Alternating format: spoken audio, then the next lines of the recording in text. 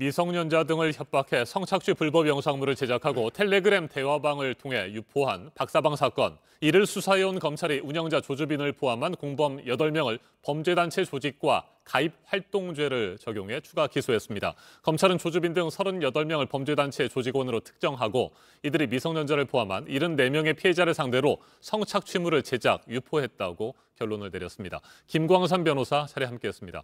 어서 오십시오. 네, 안녕하세요. 네, 성착취물 관련 범죄로 범죄단체 조직죄가 적용된 것은 이번이 처음인 거죠? 네네, 이전에는 뭐 그런 적이 없었어요. 네. 그러니까 사실 그전에는 이제 폭력 조직과 관련된 부분이 범죄단체 조직죄로 많이 의율이 됐었고, 우리가 이제 조직폭력배라고 얘기하잖아요. 네. 그런 이제 보이스피싱이랄지 이제 성매매 알선과 관련된 뭐 그런 경우에는 뭐 아주 조직적 체계를 갖추면 범죄단체 조직으로 적용을 해서 이제 기소하고 뭐 형량을 상당히 많이 받았죠. 그런데 이번과 같이 단순히 뭐 단순한 건 아니지만 성착취와 관련해서 범죄단체 조직죄로 적용을 한 것은 처음이다 볼 수 있습니다. 네. 그래서 박사방 조직 자체를 범죄 집단을 보는 거죠. 그래서 이제 수개가 조주빈이고 네. 나머지가 간부나 아니면 이제 구성원으로서 활동을 했기 때문에 적어도 어떤 조직적 유기적 체계를 갖추고 있다. 그리고 이제 상호간에 어떤 범죄 행위도 시간제 계속성이 있었고요. 네. 또 범죄와 관련해서 이익 분배도 했어요. 그리고 내부적 규율이 있어가지고 만약에 여기에서 뭐 탈퇴를 한다든지 하면 신상 정보를 공개한다랄지 그런 식으로 압박을 가하면서 불이익을 줬기 때문에 물론 뭐 조직폭력배처럼 이제 범죄단체 수준은 아니지만 네. 상당 부분 범죄로서 유기적 결합체를 가지고 있기 때문에 이건 범죄 집단에 해당이 되고 결국 형법 114조 범죄단체 조직죄로 적용을 해서 기소를 하겠다는 거죠. 네. 박사방 가담자들이 조직적으로 역할도 분담해서 활동을 했다. 이렇게 결론을 내린 거죠? 네, 그렇습니다. 네. 그래서 일단 왜 범죄단체 조직죄, 가입활동죄에 보면 범죄단체와 범죄 집단이 있거든요.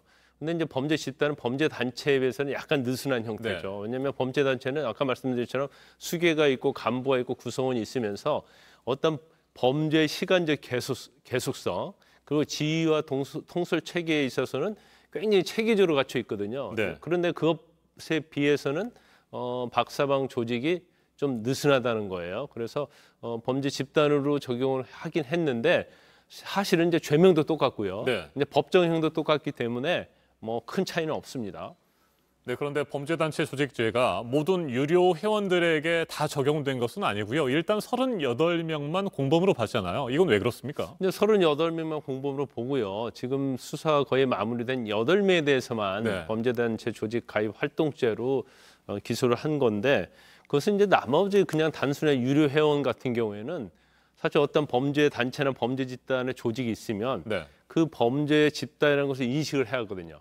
그래서 공동의 목적을 가져야 하고 또 그것뿐만 아니라 거기서 적극적 활동을 해야 돼요. 예를 들어서 뭐 피해자를 유인한다랄지 네. 아니면 홍보하면서 배포를 한다랄지 그리고 뭐 이익 분배 과정에서 개입을 한다랄지 이런 조직적인 역할을 분담을 해야 하는데 단지 유료 회원들은 어떤 경제적 대가를 주고 거기에서 뭐 우리가 속칭 말하는 눈팅을 한다랄지 네. 아니면 단순히 다운을 받았거든요. 그래서 단순히 유료 회원에 대해서는 뭐 범죄단체는 범죄 집단의 구성으로 보기는 어려운 측면이 있기 때문에 유료 회원에 대해서는 적용을 하지 않는 것으로 보입니다. 그렇다면 일반 유료 회원들의 경우에는 이번에 어떠한 처벌도 받지 않게 되는 겁니까? 아니 그렇지는 않죠. 네. 일단 그 아동 성착취물에 대해서 이거 자체를 다운받았다고 한다면 이제 소지죄가 되는 거고요. 아니면 유포하게 되면 유포죄가 되는 거고 또 뭐 경우에 따라서는 이 유포 행위 자체에서 어떤 영리적 목적이 있었다고 한다면 이제 처벌 법정형이 굉장히 무겁습니다. 네.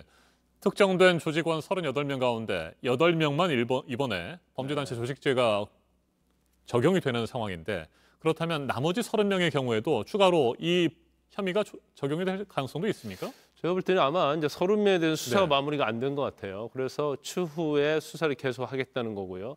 구성원으로서 아마 일부라도 뭐 가담을 했다고 한다면 범죄 집단에 속한 걸로 볼 수 있기 때문에 아마 검찰에서는 나머지 30명에 대해서도 아마 어느 정도 윤곽이 드러나면 범죄단체 구성원으로서 조직 활동했다 해서 기소할 것으로 보입니다. 네, 범죄단체 조직죄가 함께 적용이 되면 동일한 처벌을 받게 되잖아요. 네. 일단 조주빈의 경우에는 뭐 최고 무기징역까지 가능할 것이다 이런 전망들이 나오는데 그렇다고 한다면 나머지 공범들이나 이 조직원들의 경우에도 뭐 비슷한 형량이 내려질 수 있습니까? 네, 아니면 조금씩 차이가 있게 되는 건가요? 아니 뭐 처벌하는 데는 뭐 네. 차이가 없어요. 지금 조주빈은 수계로 돼 있거든요. 네. 자기가 수계로 자체도 했고 내부에서도 수계로 돼 있어요. 그런데 형법 114조에 보면 그 적용한 형에 의해 처벌받도록 돼 있기 때문에 지금 조주빈 자체가 아동청소년법에 의한 아동 성착취물을 제작한 혐의로 기소가 돼 있거든요. 네.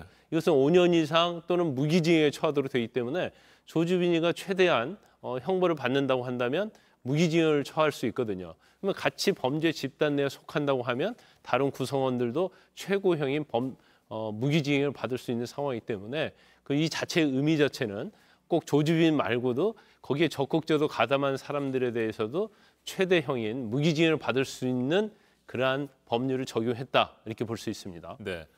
박사방 사건은 지금까지 짚어본 대로 현재 그런 상황이고요. N번방 사건 수사는 현재 어떻게 진행이 되고 있습니까? 또 N번방도 계속적으로 이제 수사를 하고 네. 있고요. 지금 그 가까스로 활동했던 이제 문영욱이라고 있어요. 이제 거기에 대해서는 아마 안동경찰서에서 대구지검으로 송치가 될 텐데 네. 얼굴도 공개될 것 같습니다. 그런데 이 안승진은 2015년 3월부터 2016년 3월까지 그 소셜 네트워크 SNS를 통해서 한 10여 명한테 접근해서 이 노출 영상을 받았고요. 또 이걸 이용해서 또 협박을 하고 또 300여 편 정도를 또 제작한 걸로 알려져 있어요. 그리고 이걸 가지고 이제 다른 성착취물과 같이 교환을 한 거죠. 그래서 지금 청소년 성보호법 위반으로 이제 구속돼 있기 때문에 이거와 관련된 또 뭐 회원이랄지 아니면 가입해서 같이 활동을 했다랄지 아니면 유료 회원 이런 사람들이 있을 거예요. 그래서 그 부분에 대해서는 아마 경찰에서 계속적으로 수사를 하고 있는 걸로 보입니다. 네. 경찰과 검찰의 수사는 앞으로도 계속 되겠군요. 네네. 네. 지금까지 김광삼 변호사였습니다. 말씀 잘 들었습니다.